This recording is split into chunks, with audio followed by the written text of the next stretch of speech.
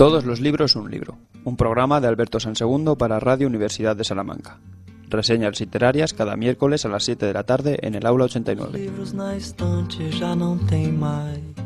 Muy buenas tardes y sean muy bienvenidos a esta cita literaria que tenemos cada miércoles en la radio de la Universidad de Salamanca y con Alberto Sansegundo, con la literatura y con Alberto Sansegundo y últimamente también con el cine, incluso con las exposiciones y con otras muestras de producción cultural.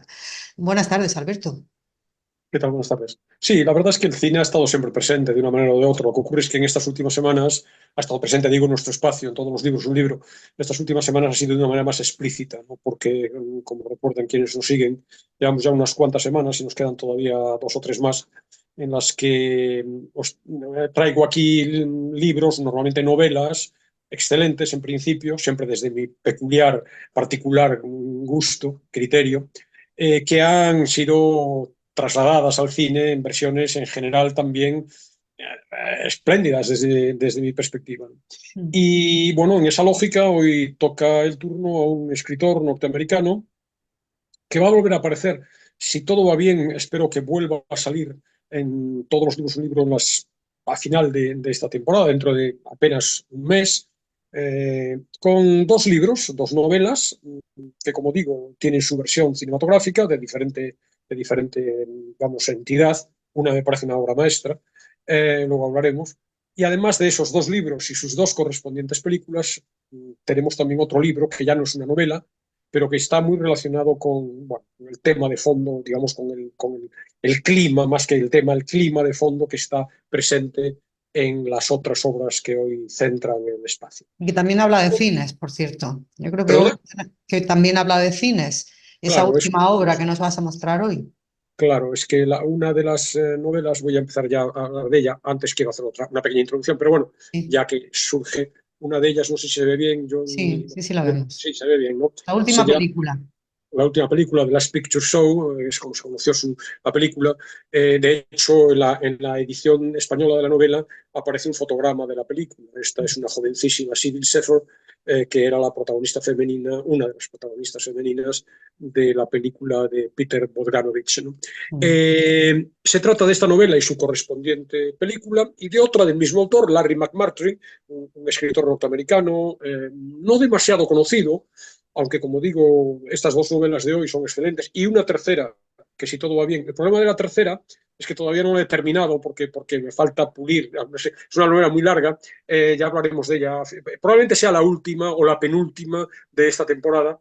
Un escritor, como digo, no demasiado conocido, pero que tiene un vínculo con el cine muy grande, no solamente a través de esta última película, sino también la otra novela que traigo hoy y alguna otra ya, luego lo iré comentando. Eh, y bueno, sobre todo para las generaciones más jóvenes, yo creo que quienes ya tienen una cierta edad, sí que puede sonarles el autor, ¿no? Nació en el año 36, en Texas. Texas es un territorio muy de las novelas del escritor. Murió hace 3 años, me parece que murió en el año 2021. Eh, el, este territorio de Texas es un territorio muy de western, muy de novelas y películas del oeste, y va a estar presente ese mundo del western indirectamente en las obras de hoy y más directamente en esta que prometo para más adelante. Escribió novelas, escribió ensayos, sobre todo también guiones muy conocidos, ahora hablaremos de alguno de ellos, para el cine y para la televisión. Ganó el Pulitzer en el año 85 por una monumental en todos los sentidos novela, que es de la que quiero hablar en un mes más o menos, Paloma Solitaria, Lonesome Dove, que dio pie a una serie televisiva de hace probablemente 30, 35 años. Fue el autor de la novela también, que yo no leí, que está en la base de una película que te sonará, La Fuerza del Cariño, una película de 83 con Sí, 5 con Oscars. Shirley MacLaine. Claro, con Shirley MacLaine, Debra Winger, Jack Nicholson. efectivamente, Danny DeVito, Jeff Daniels, 5 Oscars, dirigida por James Brooks. Es también responsable de una secuela de The Last Picture Show, de la última película, llamada Texas Bill, en el que él fue guionista, además de bueno, sí, una participación fundamental, también dirigida por Bogdanovich. Yo esa película no la he visto. Recrea los personajes de la novela inicial en un entorno situado 30 años después de la peripecia o las peripecias que se nos cuentan en esta.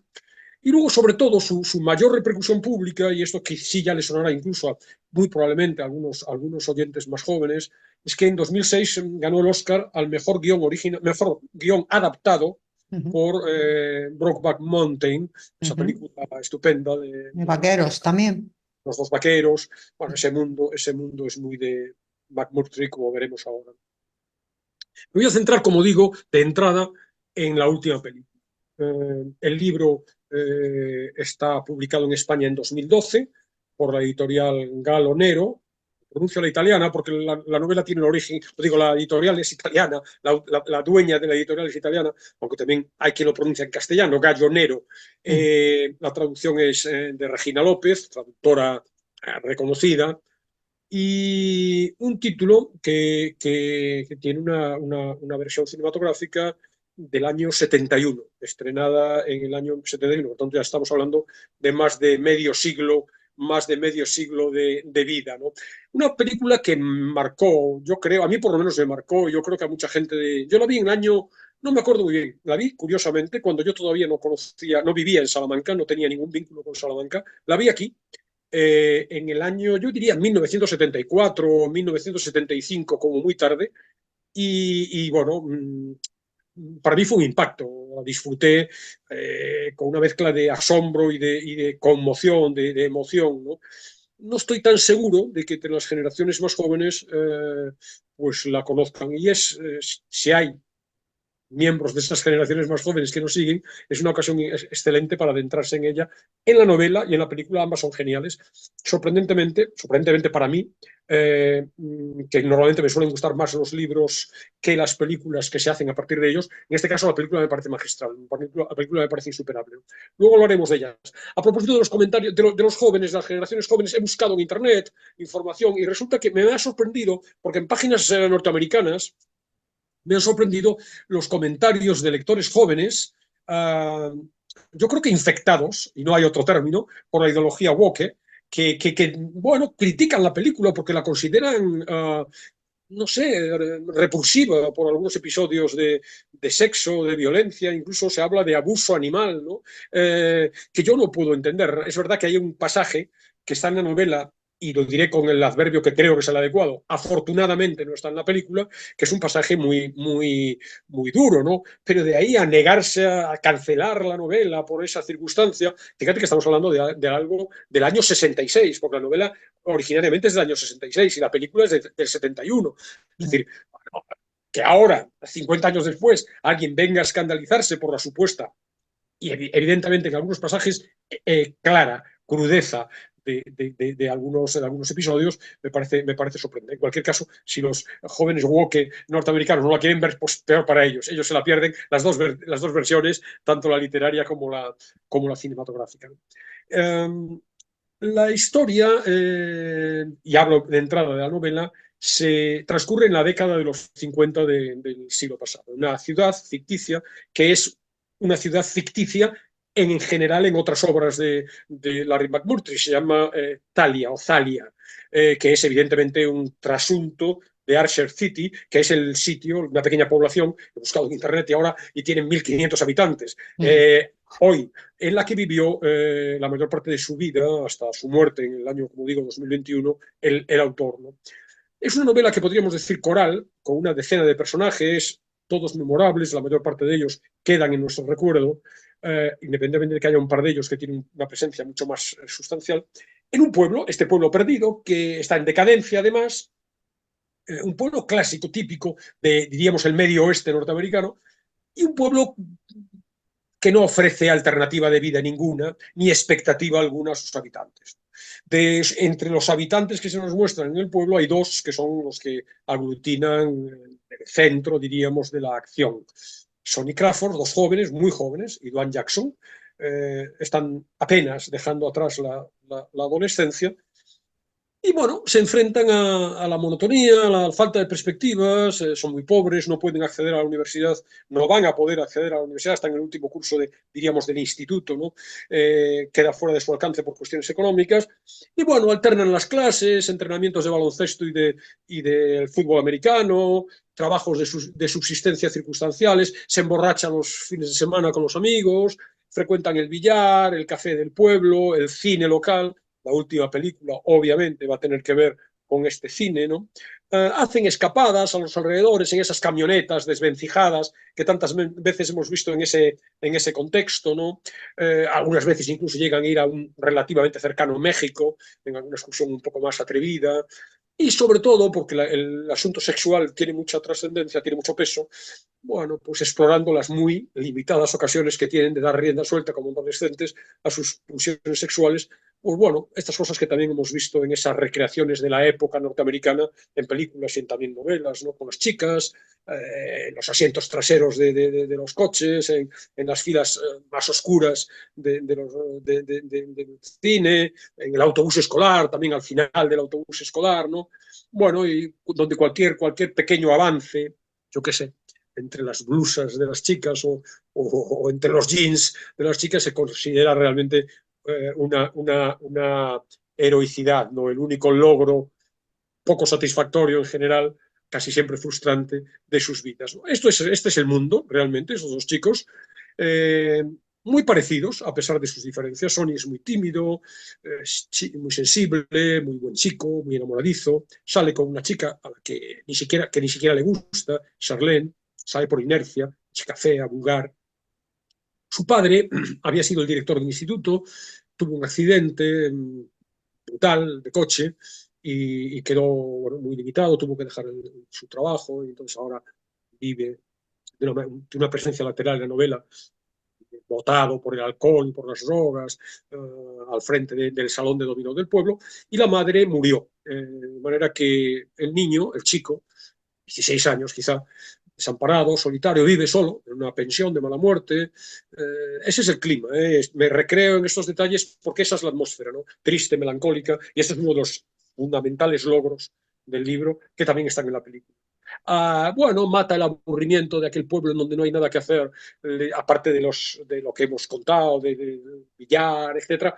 Bueno, leyendo atrasados ejemplares del Reader Digest, leyendo también revistas deportivas que ha leído una y otra vez.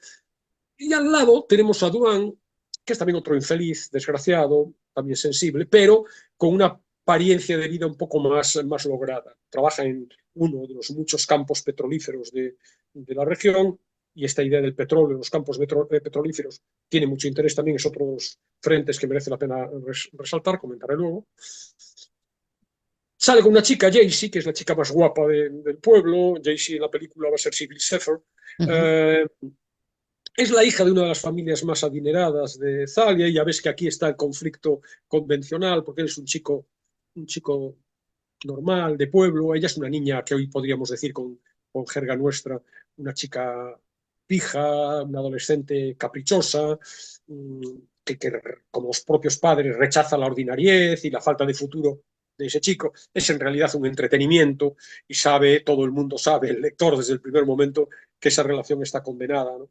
Y bueno, los dos viven esta banal, trivial, cotidianidad, en un clima de orfandad, no solo literal, sino también, bueno, orfandad generalizada, de tristeza, de melancolía, desamparados en cierto modo, y esto es un logro del autor, un escritor a mi juicio formidable, que logra bueno, trasladarnos con habilidad, con talento, con sensibilidad, con delicadeza, bueno, detalles menores en apariencia, pero bueno, en algunos casos cómicos, en otros casos trágicos, sobre todo conmovedores, de esa personalidad de estos chicos de los que es imposible, ¿no? Con los que es imposible no sentir empatía, ¿no? Luego hay una pléyade de secundarios, pero también entrañables, ¿no? Está Billy, el niño retrasado.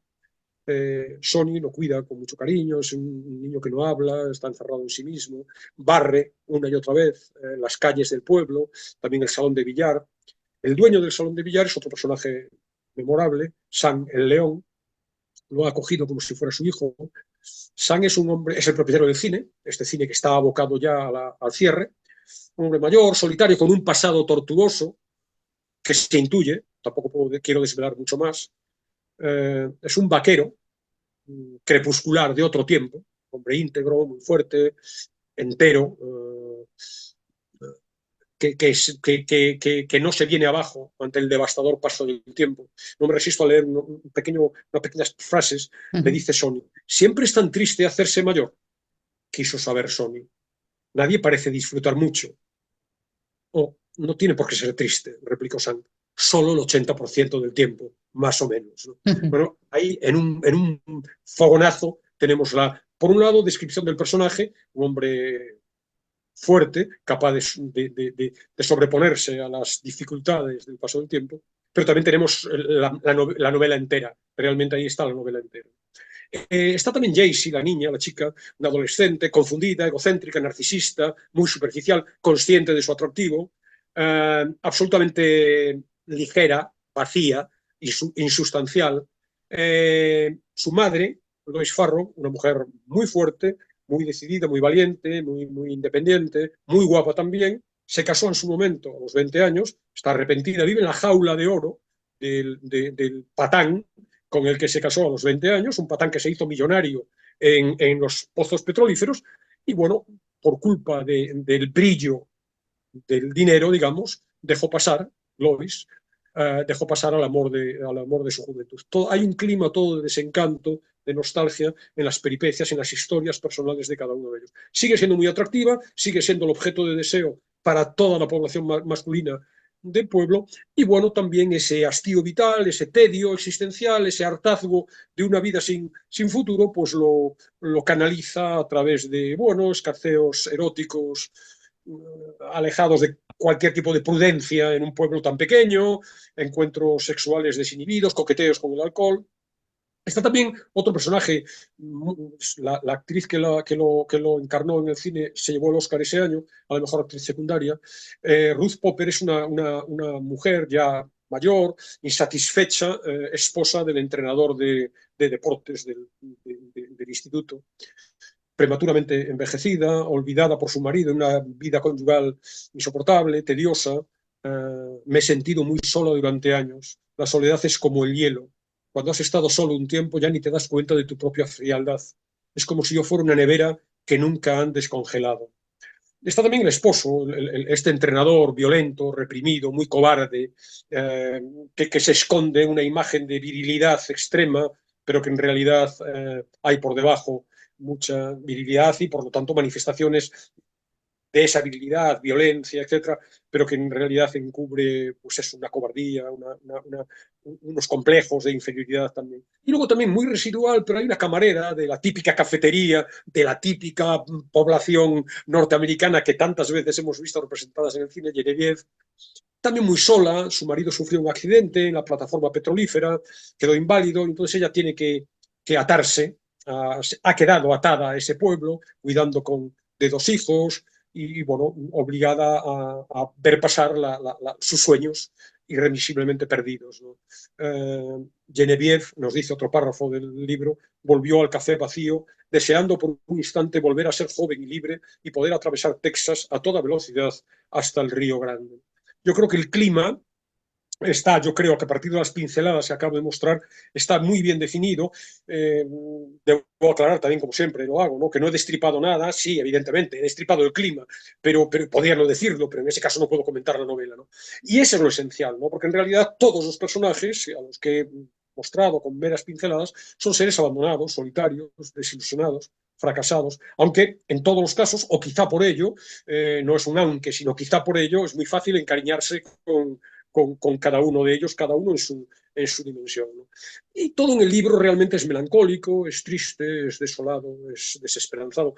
Y parte de a mi juicio, muchísima belleza que encierra deriva del talento que tiene McMurtry para trasladarnos esa atmósfera de soledad, de pesadumbre, diríamos, de desamparo existencial, ¿no? Que no solo está en la psicología de los personajes, sino también en el paisaje, las descripciones del paisaje, un paisaje, pues bueno, praderas vacías, hierba seca de los pastos, el alambre de espino que cruza a ras del asfalto, el ulular del viento, se habla en un momento determinado de la melancolía del norte asociada al paisaje, las carreteras desoladas también, eternas, ininterrumpidas realmente, sin presencia humana, todo eso está, estoy poniendo imágenes, ¿no? Esas imágenes están en la novela, pero es verdad que esas imágenes quedan grabadas para siempre en el lector si luego ve la película, ¿no? Porque lo que vamos a recordar, las imágenes se nos van a grabar fundamentalmente a través de la película. Y el doble clima de desamparo, diríamos, del paisaje, del entorno y de los sus pobladores, ¿no? Hay también una connotación, diríamos, histórica menor o sociológica, ¿no? Porque Italia había conocido una mejor época con el gran auge del petróleo. También hemos visto películas de los pozos petrolíferos de Texas, ¿no? Ahora es un lugar desolado, los campos petrolíferos se agotan, el negocio ganadero, otro frente, ¿no? El mundo vaquero, que va a estar más presente en la otra novela que voy a comentar. El negocio ganadero se está yendo a pique, bueno, el clima, el frío, el frío helador en invierno, el calor asfixiante en verano. Hay un panorama permanente, un paisaje permanente desértico, pero punteado por torres de perforación abandonadas, y en ese ambiente no hay salida, ¿no? Para los pobladores del pueblo de Italia no hay más que el tedio o la huida, ¿no? Entonces, bueno, esa caracterización de ese entorno me parece también otro ámbito fundamental de la novela. Y como emblema de todo ello, y no voy a meter mucho más en este matiz, está el cine. Porque el cine decrépito, que apenas tiene espectadores, que está a punto de echar el cierre, donde los personajes van, no necesariamente a ver películas, funciona como metáfora de ese ocaso del pueblo y, en cierto modo, del paso del tiempo, del deterioro de las vidas. Y ahí entramos en otra dimensión importante del libro, a mi juicio, que es la de, bueno, en la medida en que nos toca a todos, independientemente de que estemos muy lejos de ser ciudadanos de Texas de hace 70 años, ¿no? El paso Que es, del bueno, tiempo, el paso del ¿perdón? tiempo, el paso del Claro, tiempo, la y otra vejez. serie, claro, claro, y otra serie de temas universales, ¿no? La soledad, la amistad incondicional entre los jóvenes, el hacerse mayor, el paso de la adolescencia a la edad adulta, la búsqueda de identidad, la pérdida de inocencia también de estos chicos que son realmente, aunque sea novela coral, son personajes, ¿no? El peso de las convenciones sociales, opresivo, asfixiante en un pequeño pueblo, el amor, su ilusión, sus decepciones, los sueños, casi siempre frustrados, como decíamos, el paso del tiempo, el inexorable avanzar de nuestras vidas hacia el olvido, hacia la muerte, ese cine que se va a cerrar, ¿no? Y luego, ya digo, con una connotación casi más sociológica, pues eso, el auge y la caída del mundo del petróleo, el fin de una época, el cambio en la sociedad americana, que se va abriendo a la expansión, al crecimiento económico, la llegada de la modernidad, el éxodo a las ciudades, el declive rural, la presencia muy clara, explícita, en algún pasaje de la guerra de Corea, de cuenta que son chicos Los adolescentes 50, ¿no? que están a punto de ser movilizados, ¿no? Y luego también esto que apuntaba hace un rato, que es muy interesante, porque es muy potente, ¿no? Que es una especie de una fotografía muy interesante de una sociedad sexualmente reprimida, ¿no? Hay como un peso muy grande de las pulsiones sexuales, ¿no? Es verdad que son adolescentes, pero también en los adultos, ¿no? Entonces hay un juego con el puritanismo religioso exacerbado de ese pueblo, que reprime cualquier expansión, diríamos, de esa índole, pero por otro lado la omnipresencia del sexo en las mentes de sexos, de jóvenes, de adultos, de mujeres, de hombres, de solteros, de casados. Bueno, hay una escena que solamente voy a apuntar, muy simbólica, no está en la película, insisto que afortunadamente, porque es muy descarnada, en donde, bueno, una noche así medio de borrachera, la pandilla de chicos copulan con una vaquilla, ¿no? Eso es una imagen simbólica de una extraordinaria potencia y muy descriptiva de esa exacerbación de lo sexual en el pueblo, quizá en la sociedad norteamericana también en aquella época. De manera que una novela excelente, altamente recomendable. Yo no lo he hecho así, porque yo vi la película en el año 70 y tantos, y esta novela es de hace 20 años, en España digo. Recomiendo leer primero la novela, y una vez impregnados en el clima, pues entrar en la película. Y la película mantiene lo esencial. Lo esencial de los personajes, evidentemente, el entorno, la trama argumental muy tenue, porque en realidad no pasa nada, los temas principales y sobre todo esta atmósfera melancólica está presente en la versión cinematográfica de una novela, una versión espléndida. Su director, Peter Bogdanovich, estuvo aquí ya en todos los libros un libro, porque presenté un libro suyo de conversaciones con John Ford, y la sombra de John Ford puede estar presente también. La fotografía de la película excelente, es en blanco y negro. Desde su estreno, la película ha sido considerada un clásico de Hollywood, ¿no? Fue nominada a 8 Oscars de la Academia, obtuvo solo 2, uno para Ben Johnson en el papel como mejor actor de reparto en el papel de Sam el León, y otro que anticipaba para Cloris Leachman, que es fue la mejor actriz secundaria por la muy convincente, muy intensa, muy emotiva también interpretación de Ruth Popper, esta, digamos, casada insatisfecha, ¿no? Además, la película sirvió para el lanzamiento de algunos de sus protagonistas principales, ¿no? Fíjate que estamos hablando del año 71, exactamente hace 53 años, ¿no? Sonny, que es, digamos, el personaje principal, es Timothy Bottoms. Duane es Jeff Bridges. Y, como hemos dicho, Jaycee es Sybil Shepherd. ¿Ves? Yo he visto la película en su momento, lógicamente, y la he visto varias veces más, la última recientemente. Y claro, han pasado 53 años, eran chavales. Pero claro, no te puedes imaginar, realmente impresiona los niños que eran en esa película. Son chavalitos. Jeff Bridges es un señor, bueno, todos ellos tendrán en este momento 70 años. Entonces, 70 y claro, tantos, 80 años, quizás alguno, ¿no? sí, algunos, bueno, hacían papeles de 16, 18 años, han pasado 50 y tantos, pues estamos hablando de 70 y tantos, ¿no? Sí. Entonces, bueno, muy, muy jóvenes, muy, muy inocentes, ¿no? Está también presente una mujer que ya entonces, una actriz que ya entonces era una mujer madura, Ellen Burstyn, que hace el papel de la madre de Jaycee, Lois Farrow, excelente también. El guión está hecho por Bogdanovich y por el propio escritor, y por tanto es evidente que hay mucho paralelismo, no hay apenas cambios, luego comentaré alguno muy menor. Y luego también destaca la fotografía de Robert Surtees, que es en blanco y negro y que es excelente. La fotografía ya transmite la soledad de los personajes, el declive de ese pueblo polvoriento permanentemente, el salón de billar decrépito, el café triste, el cine también emblema de un pasado que se acaba. Entonces, bueno, una película muy recomendable. No voy a entrar en más porque la trama, los personajes, etcétera, son los mismos que los de la novela, pero bueno, con estos comentarios que acabo de hacer a propósito de sus intérpretes, etcétera, una película altísimamente recomendable. Yo no sé, yo la última vez que la he visto, no la tengo en DVD, esta la he visto en una plataforma, me imagino que sería en Filming, de manera que es accesible para cualquiera que yo creo que pueda. Y de título fácil, además, la última película. Picture Show, sí, sí. Bueno, y entonces la mención de ese cine polvoriento, de ese cine en declive, me lleva, y antes de presentar la otra novela y la otra película basada en ella, de Larry McMurtry, me lleva a traer este libro que es espléndido. Yo lo tengo desde hace mucho tiempo, unos años. Cines abandonados en el mundo. Cines abandonados en el mundo. Ya ves que el formato es un formato muy, muy, muy voluminoso, un libro espléndido desde el punto de vista de la edición, de nuevo, muchísimas fotografías, de nuevo, fotografías que cualquiera todavía no ha glosado el libro, pero con ese título cualquiera puede imaginar de qué nos habla, ¿no? Cines abandonados en el mundo. Fotografías espléndidas, papel satinado, un formato, bueno, lo que hemos hablado otras veces, hemos llamado otras veces coffee table book, ¿no? Estos libros para poner en la mesa, en la mesita de café, y consultarlos de vez en cuando. Solo que este libro no solamente merece la consulta, ¿no? Merece la lectura, aunque no tiene demasiado texto.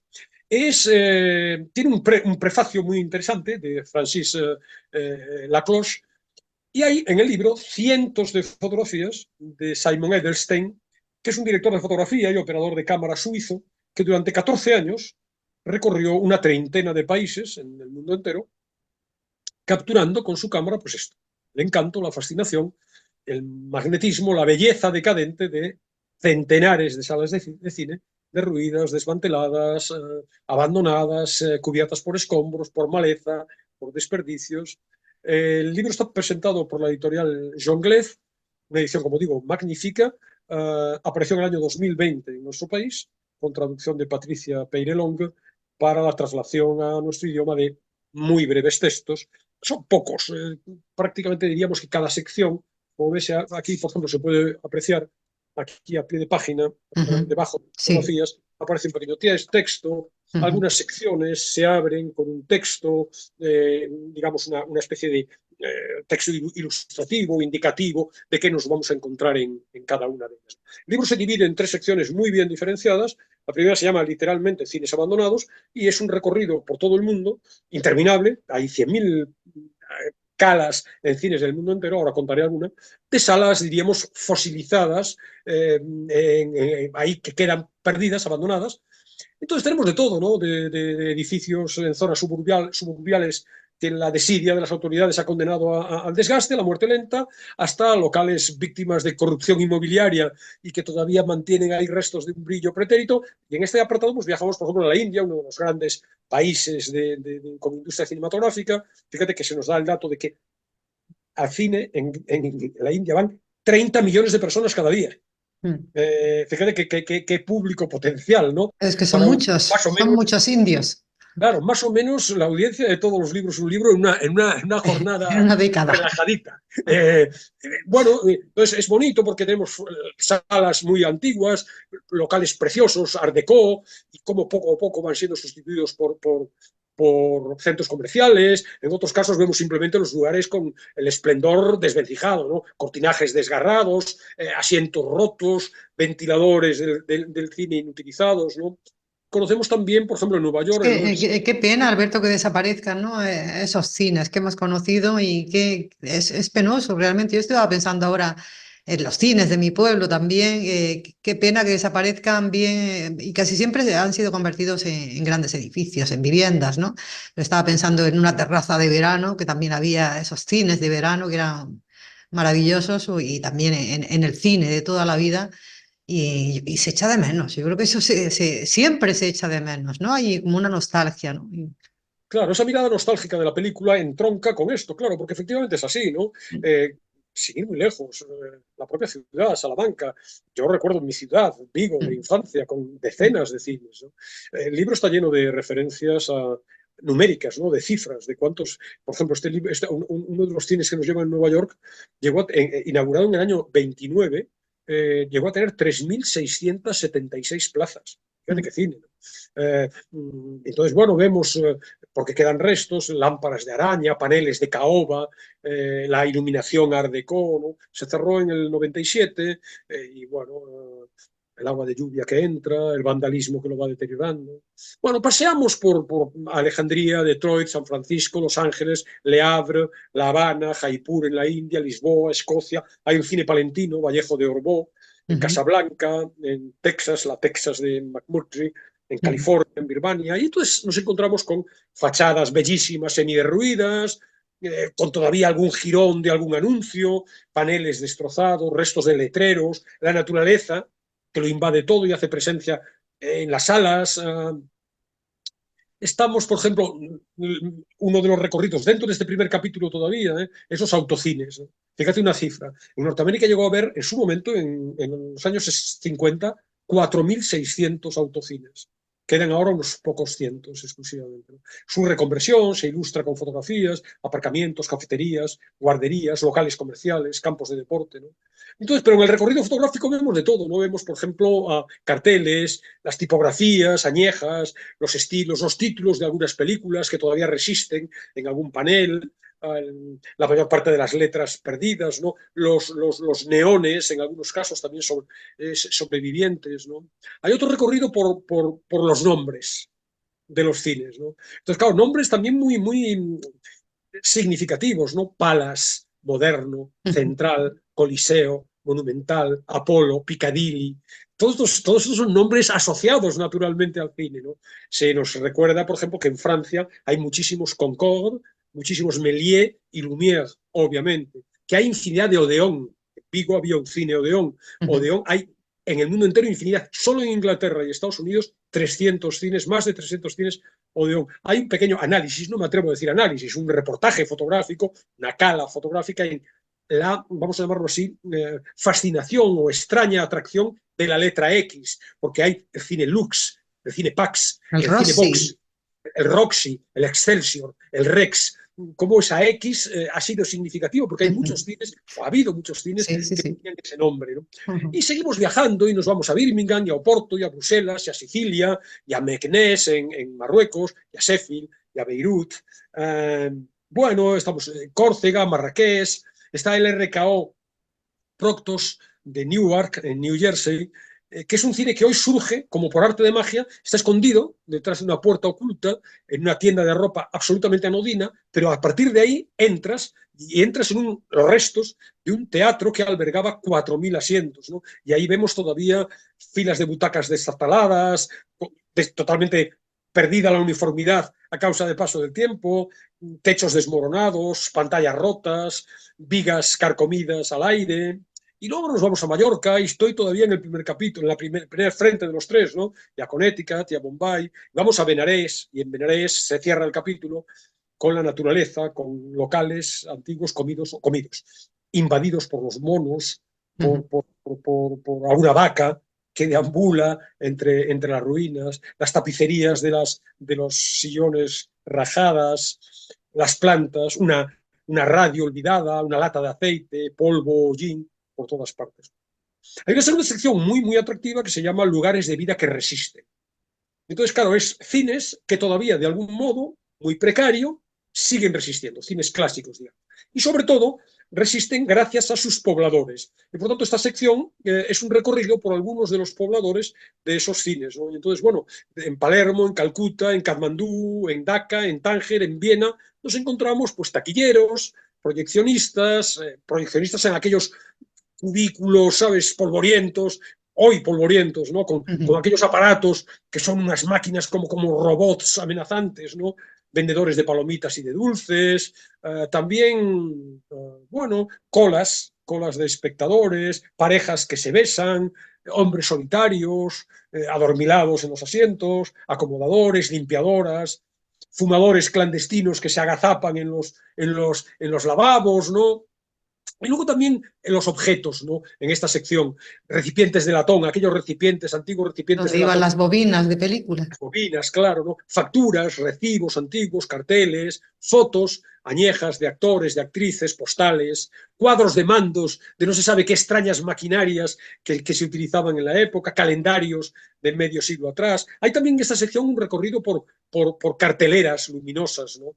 De neones en Los Ángeles, en Berlín, en Liverpool, carteles publicitarios. Hay una cala también en un par de personajes que son dibujantes de carteles publicitarios, Vasilis Dimitriou, de 82 años, el último cartelista de Europa, y luego también vamos a Bangalore, en la India, con otro personaje que hace esos grandes, tú recordarás, yo sí recuerdo de ir de pequeño con mis padres a Madrid y la Gran Vía, con aquellos grandes cartelones de las películas nuevos, esos personajes, esos pintores, hay en concreto uno actual en Vivier, en Francia, Guy Brinet, que vive en una antigua carnicería y ahí repinta los carteles de los clásicos. Entonces nos vemos, pues ahí, en esa sección hay fotografías de villanos de rostros aviesos, héroes de tamaño descomunal, mujeres fatales, de sensualidad provocativa, ¿no? Guerreros, enamorados, indios y vaqueros, bueno, mitos de la fábrica de sueños. Y también este capítulo, esta sección,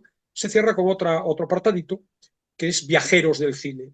Y es muy bonito porque ahí tenemos fotos de gentes que con sus furgonetas, con sus camionetas, con sus medios de locomoción muy precarios, se dedicaban al cine itinerante, ¿no? A llevar el cine a los pueblos, surcando carreteras imposibles. Y aquí vemos carpas, vemos tiendas de campaña, sábanas, paredes que funcionan como escenarios improvisados, ¿no? Al aire libre, un poco lo que apuntabas de esas terrazas de verano comentabas hace un rato. Luego, y por último, un último capítulo, que es el tiempo de las reconversiones, que, bueno, efectivamente el título es explícito y nos habla de cómo se han ido reconvirtiendo aquellos espacios en otros actuales para adaptarse a unos tiempos en los que, bueno, es triste decirlo, pero bueno, la tecnología, las modernas formas de ver cine, los móviles, los televisores en nuestras casas, pues han condenado a cierre a un número muy alto de salas, ¿no?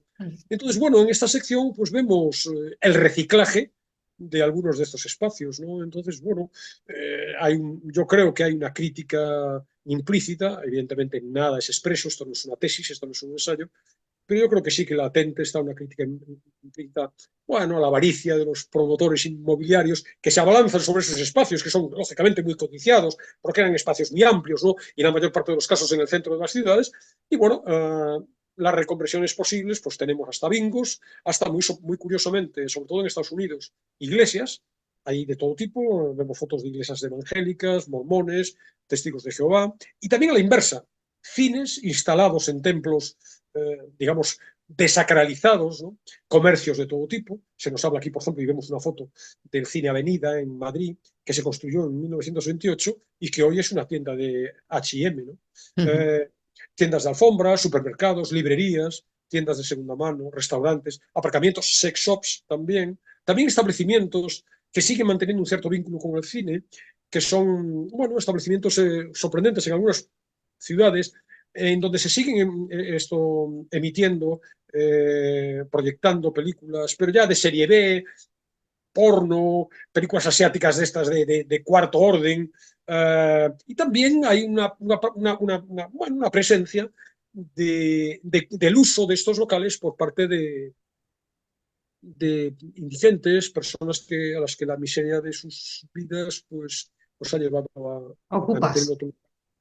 Sí, hombre, exactamente, ¿no? Entonces aquí, bueno, pues, tenemos Orán, Calcuta, Montpellier, nos vamos a La Habana. La Habana no se nos cuenta que antes de la Revolución Cubana de 1959, La Habana, solo la ciudad, tenía 135 salas de cine. Hay también academias de baile, salas de boxeo, gimnasios, etc. Y esta sección, y por tanto el libro, se cierran con 5 imágenes que ilustran un proceso y son muy reveladoras. Son en Barcelona, y entonces tenemos una primera imagen en donde una tarde de verano soleada, los peatones cruzan delante de la fachada de un cine, el Cine París. Pero ya la siguiente foto ya es a la mañana siguiente, con las excavadoras desventrando entonces vemos las tripas de lo que el día anterior era todavía un cine, y todavía años después, en otras fotos de estas 5, vemos ese local, ese solar, convertido en una tienda de Zara, ¿no? Entonces sí que funciona como cierre del libro, como metáfora de la evolución de estos cines abandonados del mundo, ¿no? Existe una ilustración magnífica, a mi juicio. El libro en sí es muy interesante, para quien sea un cinéfilo es un regalo perfecto. Muy interesante sí, pero además yo creo que muy oportuno en su conexión con The Last Picture Show, novela y película de Larry McMurtry y Peter Bogdanovich. Y de Y McMurtry es también... concluimos con Hood, el salvaje. Sí, Hadriel el Salvaje es una novela en la misma colección de Galonero, con la misma traducción de Regina López Muñoz, publicada en 2013 y con el mismo autor.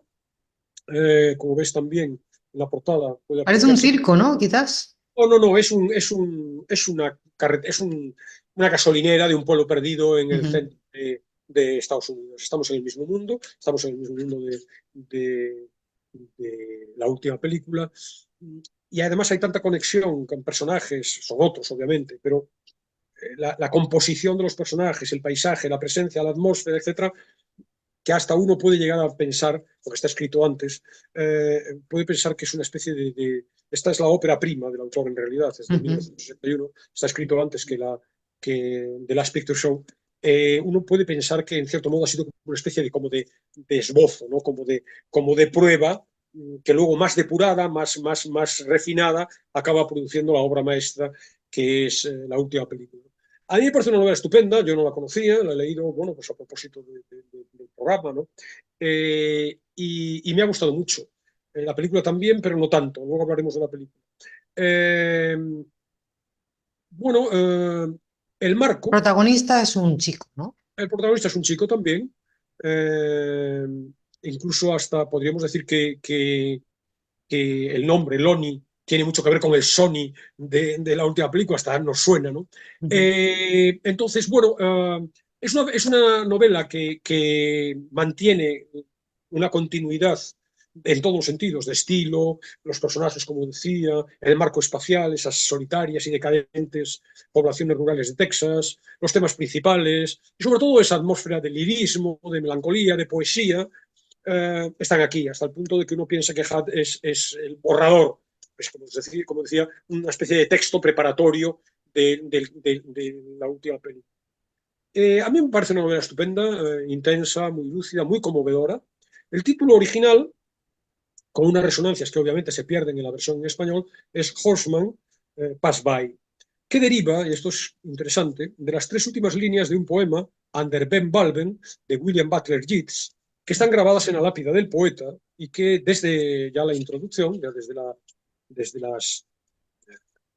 las primeras páginas, la propia introducción, remiten a, digamos, una dimensión metafísica del libro, todo lo que tiene que ver con la fugacidad de la vida, el paso del tiempo, la muerte. La inscripción en la lápida del poeta Yeats es Cast a cold eye on life, on death, horseman pass by. Echa un vistazo, un frío vistazo a la vida, a la muerte. Jinete, pasa de largo, no te detengas aquí. En este sentido, la novela destaca, más allá de la trama, del armazón, diríamos, narrativo, ahora lo contaré, por la recreación de ese clima, de esa atmósfera triste, melancólica, que aflora incluso en los personajes secundarios. Fíjate una descripción en 2 líneas de un personaje. Había algo triste en él, una melancolía muy arraigada que casi podía percibirse a través de sus desgastados levis y la ajada camisa caqui. En los secundarios, este es un secundario, pero en los principales de manera todavía mucho más expresa. Volvemos a estar en los años 50, a comienzos de los 50, hay un episodio que se fecha expresamente en la novela en el año 54, y aquí tenemos a Lonnie Bannon, un chaval de 17 años, va a cumplir 18 años en septiembre, en un septiembre que no va a llegar porque la novela se centra en un verano muy asfixiante en Texas, y vive con su abuelo en el rancho Homer, a escasas millas de Talia, de nuevo, el repite como escenario de la última película. Entonces, bueno, de nuevo estamos en una trama que gira sobre un conflicto de la familia Bannon, pero un contexto como es el de la otra novela, el paso de una América rural, con tierras inmensas, ranchos que albergan grandes rebaños de ganado, la presencia del rodeo, los espectáculos vaqueros, que es muy notoria, reminiscencias de un pasado no tan lejano, de western, sino en el tiempo, que sí que a lo mejor es más lejano, sí en el espíritu, que ahora se ve sometida a cambios. Los cambios que traen, pues eso, los pozos petrolíferos, el dinero fácil, el auge del capitalismo, y por tanto el declive y el abandono, y de esto habla la novela, de los valores tradicionales. La lealtad, la dignidad, el compromiso, el respeto a las tradiciones, los códigos añejos del oeste. Y bueno, esa modernidad que llega y que parece que va a dejar todos esos valores en el pasado. Junto a Lonnie, chico, y su abuelo, nacido en 1868, otra datación precisa de la obra, está también Had. Had Bannon es hijastro del viejo patriarca, tiene 35 años, es un hombre cínico, desdeñoso, mujeriego, carácter violento, muy agresivo, una personalidad inmoral, no tiene freno alguno, campa a sus anchas por el domicilio familiar y también por el pueblo y por la existencia entera, obra su antojo, somete a todos a cuantos le rodean, egoísta. Nadie se sentía lo bastante fuerte como para ponerlo en su sitio, se nos dice en un momento determinado. Ya anticipo que el personaje de Had lo hace en la película Paul Newman. Luego hablaremos porque ese es uno de los cambios del paso de la novela a la película. Porque la presencia de Paul Newman es muy poderosa y un personaje con rasgos tan negativos no, se supone que no podían encajar en una personalidad que de cara al público presenta aristas de otra índole, no tan duras, ¿no? Y por tanto se edulcora un poco su personaje. Luego hablaremos de la película. Junto a ellos está también Jalmea, una criada negra que, bueno, muy joven, introduce en la novela el conflicto racial, está latente también, que bueno, estaba en su punto álgido en la sociedad norteamericana en aquellos años, ¿no? Admitiendo que no ha estado en su punto álgido en algún año, porque el conflicto racial ha estado presente siempre. Luego ya tiene menor peso la abuela Jewel, que es la esposa de Homer, segunda esposa de Homer, del abuelo, y madre de Had, que tiene una presencia, bueno, es una especie de sombra que apenas cruza el libro. Está Jesse también, un jornalero, un vagabundo que va de un lado a otro en busca de trabajo. Y luego hay otras figuras menores, trabajadores del rancho, etc.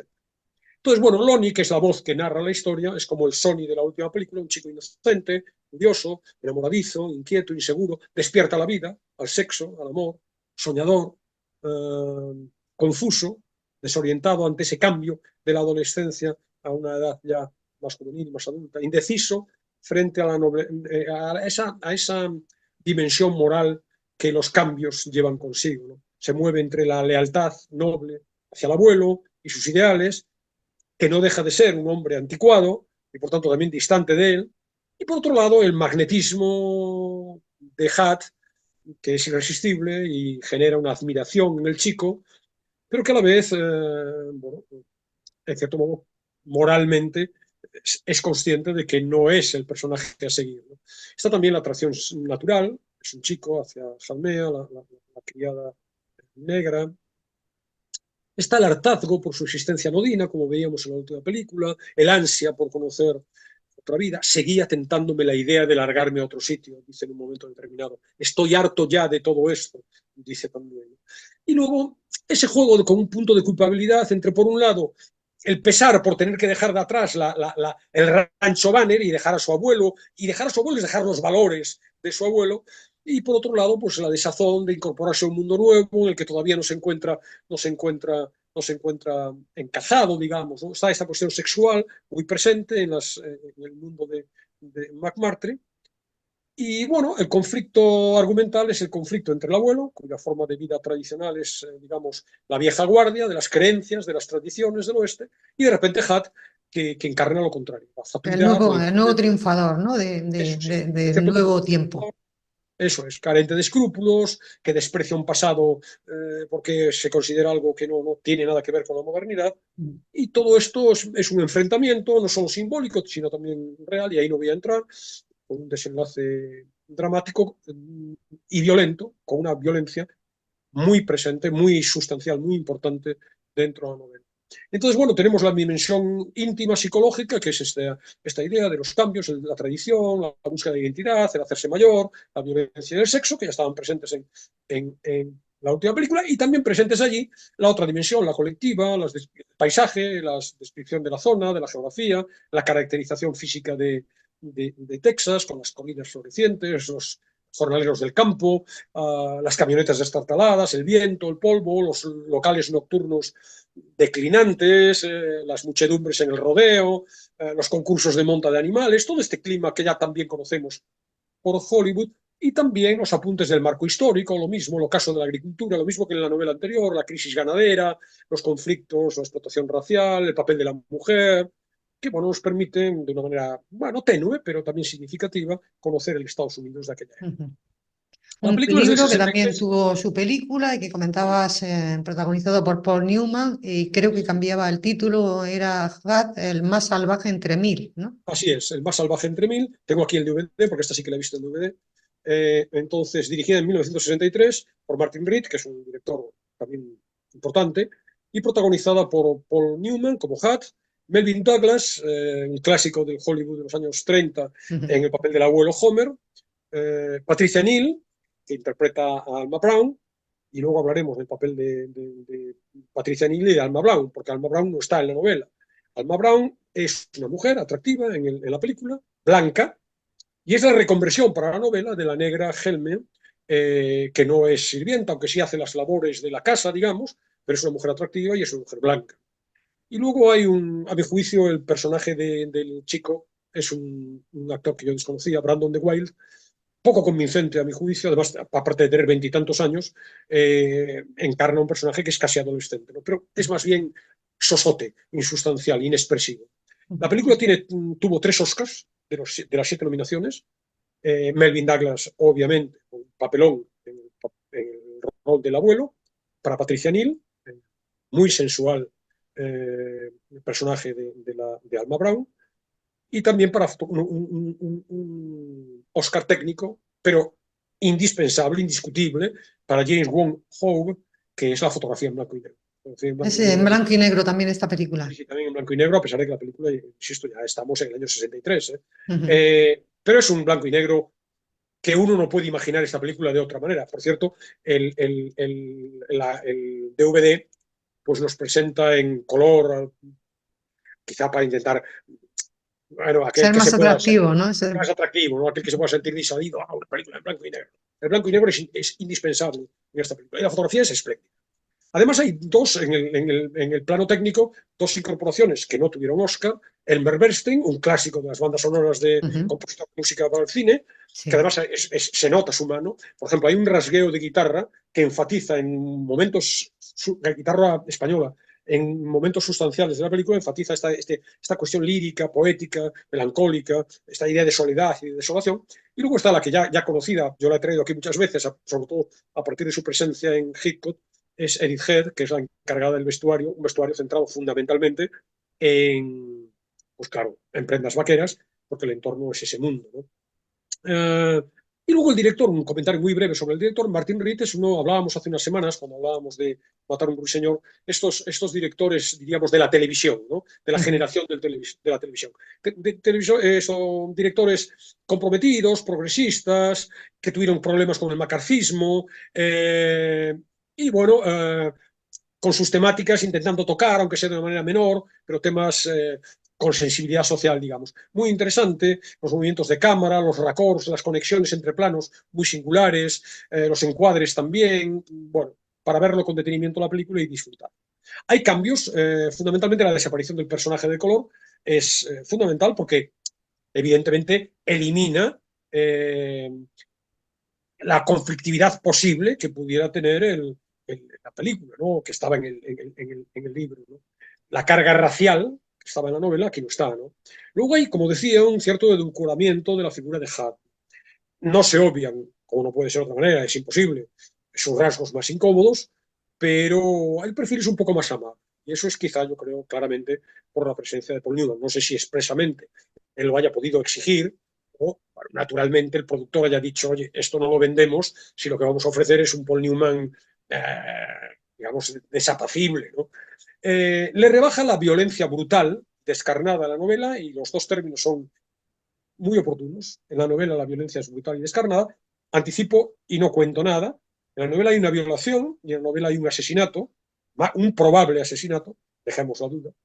Y la violación se atenúa en la película hasta el punto de que puede no serlo, y el asesinato desaparece.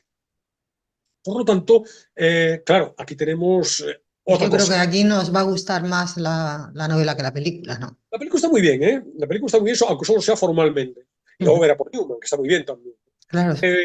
Luego otro cambio interesante es el paso, diríamos que el núcleo central de la novela es Lonnie, es el paso de la edad de la adolescencia, los conflictos de la adolescencia a la edad adulta, ejemplificados también en el conflicto, el mundo antiguo, el mundo nuevo, lo que dejó atrás, etcétera. Y si volvemos a la película, al libro anterior, el cine que se cierra, un mundo que se termina. ¿No?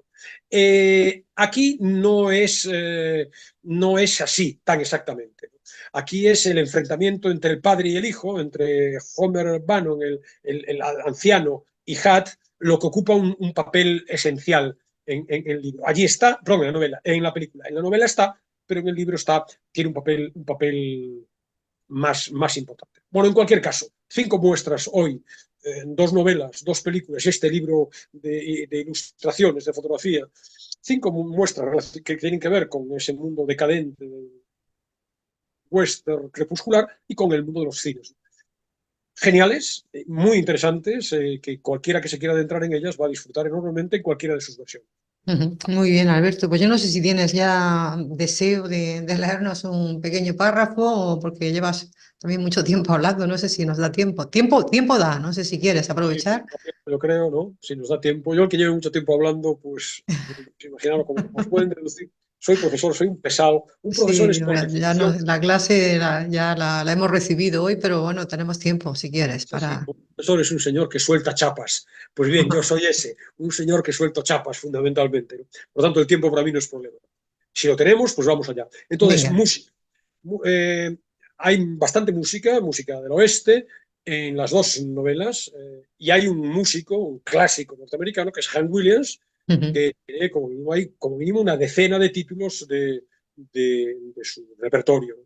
De todos ellos he elegido una canción, Cold Cold Heart, Frío Frío Corazón, una canción a la que se alude en Hat, en la novela. Y además, bueno, pues voy a leer un pequeño fragmento, muy breve, de la última película, en donde yo creo que se muestra de una manera muy explícita la triste soledad en la que vive Sony, que en un momento determinado es encargado, es ayudante de las actividades del equipo de fútbol americano, Ujú. se va a quejar de eso y va a aludir a su soledad. Muy bien, pues con ese fragmento concluimos cuando quieras. Muy bien. En cuanto empezó el partido se dio cuenta de que él ya no formaba parte de nada, no como Bobby Logan o como el entrenador Popper, que formaba parte esencial de todo aquello. Iba a un lado y a otro por la línea de banda, poniendo mala cara a los árbitros. Todo el mundo sabía que el entrenador estaba allí. Incluso los jueces de línea eran parte del conjunto. Y hasta los novatos y los de segundo año que calentaban banquillo. Por lo menos, ellos iban uniformados. Pero Sonny estaba al margen de esa escena, igual que Jerry. Este último ya estaba acostumbrado, pero Sonny aún no se había hecho a la idea. Anhelaba jugar en el campo, llevar la cadena, medir la distancia. Eso no era nada. Era como ser invisible para todo el mundo, salvo para los árbitros. Sonny era un antiguo alumno, un cero a la izquierda. Le invadió una sensación similar a la que experimentaba por las mañanas, con la diferencia de que esta nueva percepción era peor. Entonces se había sentido solo en el pueblo, pero allí, de pie en las líneas de banda, sujetando la cadena, se sintió como si ni siquiera estuviera en el pueblo. No estaba en ninguna parte.